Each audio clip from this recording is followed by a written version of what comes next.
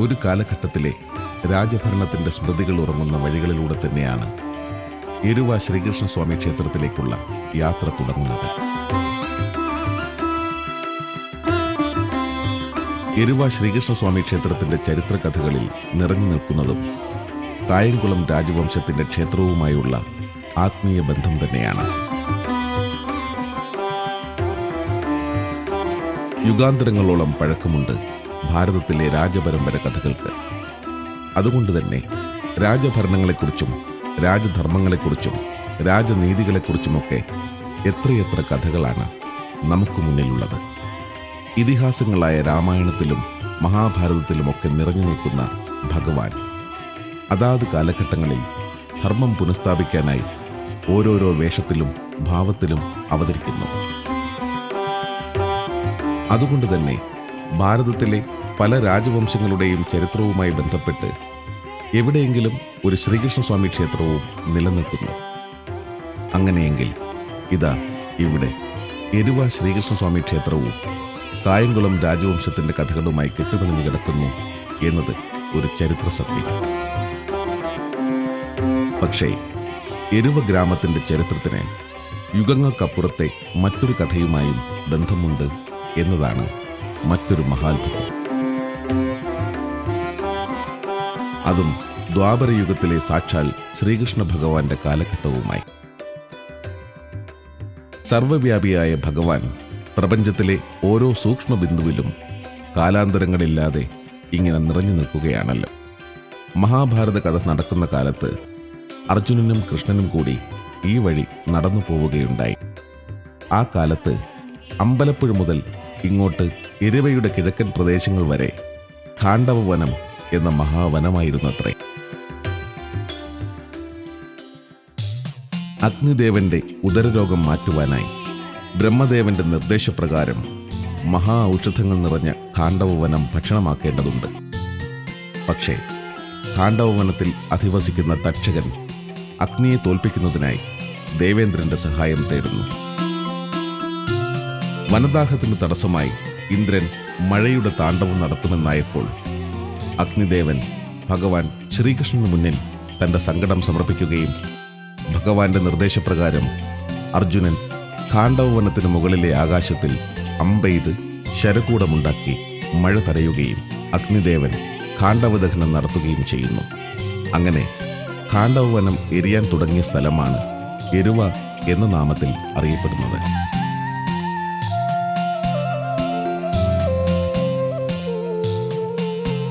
എരുവയുടെ സമീപ പ്രദേശങ്ങളായ പത്തിയൂർ, ഏവൂർ, മണ്ണാറശാല തുടങ്ങി കുട്ടനാടിന്റെ തീരവുമായി ബന്ധപ്പെട്ട് കിടക്കുന്ന നിരവധി പ്രദേശങ്ങൾക്ക് ഖാണ്ഡവദഹനവുമായി ബന്ധപ്പെട്ട് കിടക്കുന്ന പല തെളിവുകളും ഇന്നും സാക്ഷി നിൽക്കുന്നു എന്നത് ചരിത്രം. സച്ചിദാനന്ദ സ്വരൂപമായ ഭഗവാന്റെ പാദസ്പർശമേറ്റ മണ്ണിൽ തന്നെയാണ് ഭഗവാന്റെ ചൈതന്യം നിറഞ്ഞു നിൽക്കുന്ന എരുവ ശ്രീകൃഷ്ണസ്വാമി ക്ഷേത്രം സ്ഥിതി ചെയ്യുന്നു എന്നത് ആനന്ദകരമായ കാര്യം തന്നെയാണ്.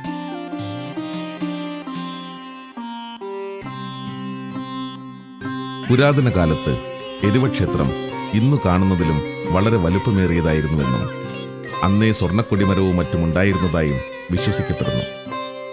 മാർത്താണ്ഡവർമ്മയുടെ ആക്രമണകാലത്ത് കൊടിമരം വെട്ടി പടിഞ്ഞാറ് വശത്തുള്ള വലിയ ചിറയിൽ നിക്ഷേപിച്ചതായി പഴമക്കാർ പറഞ്ഞറിവുണ്ട്.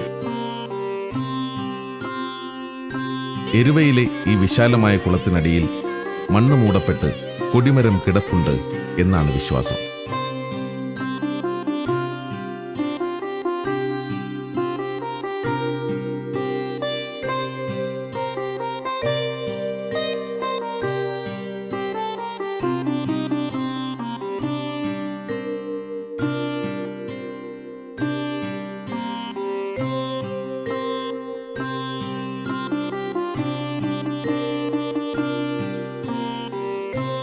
മറ്റ് ശ്രീകൃഷ്ണസ്വാമി ക്ഷേത്രങ്ങളിൽ നിന്ന് എരുവ ക്ഷേത്രത്തിനുള്ള ഒരു പ്രത്യേകത ക്ഷേത്രം പടിഞ്ഞാറോട്ട് ദർശനമായി നിൽക്കുന്നു എന്നതാണ്.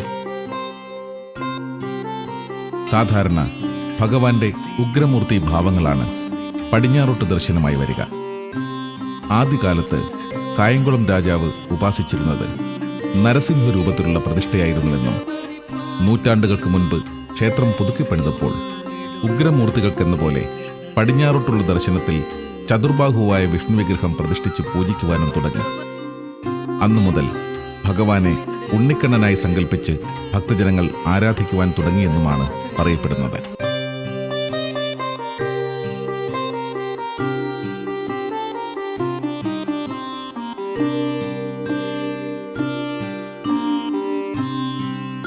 ഉണരുമ്പോൾ ഭഗവാന്റെ സങ്കല്പപാദങ്ങളിൽ നമ്മെ സമർപ്പിക്കുന്നതായും, ഉണർന്നിരിക്കുമ്പോൾ സദാ മന്ത്രജപം നടത്തുന്നതായും, ഉറങ്ങുമ്പോൾ ഭഗവാന്റെ മടിത്തട്ടിൽ ഉറങ്ങുന്നതായും സങ്കല്പിച്ച് അങ്ങനെ സർവ്വചലനങ്ങളും ഭഗവാനിൽ അർപ്പിക്കുന്ന ഒരു ആത്മീയ സംസ്കാരം നിലനിർത്തുക എന്നത് തന്നെയാണ് ഇവിടുത്തെ ഓരോ കൂട്ടായ്മയുടെയും പരമമായ ലക്ഷ്യം.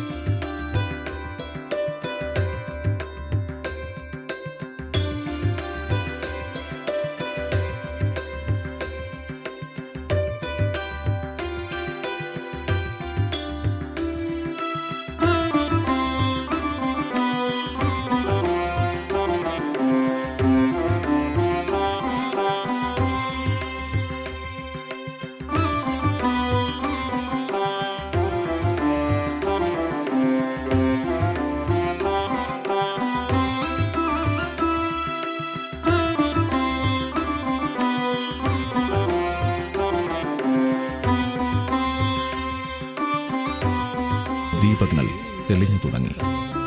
പ്രദോഷ പൂജയ്ക്കുള്ള ഒരുക്കങ്ങളായി.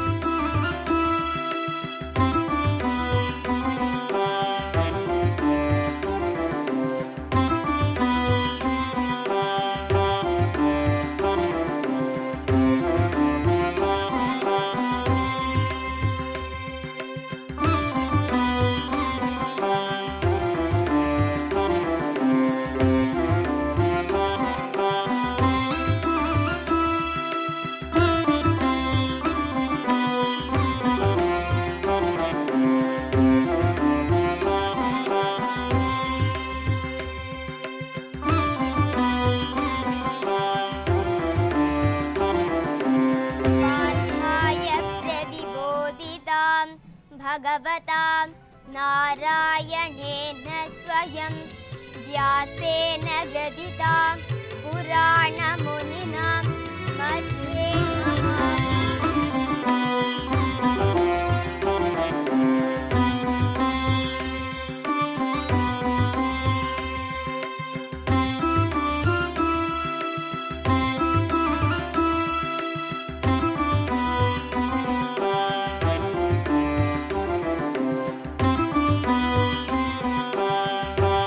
ഇനി ഇന്ദ്രിയങ്ങളിൽ നിന്ന് ഭഗവാന്റെ രൂപം ആത്മാവിലേക്ക് ലയിച്ചു ചേർന്ന് പരമാത്മാവിനെ അറിയാനുള്ള യാത്രകളുടെ തുടർച്ചയെന്നോണം ഭഗവാന് മുന്നിൽ തൊഴുകൈകളുമായി നിൽക്കാം. ഈ ആത്മപൂജകളിൽ അലിഞ്ഞു ചേർന്ന് ഭക്തഹൃദയങ്ങൾ വൃന്ദാവനങ്ങളാവട്ടെ. എരുവ ശ്രീകൃഷ്ണസ്വാമിയുടെ അനുഗ്രഹം ഏവർക്കും ഉണ്ടാകട്ടെ.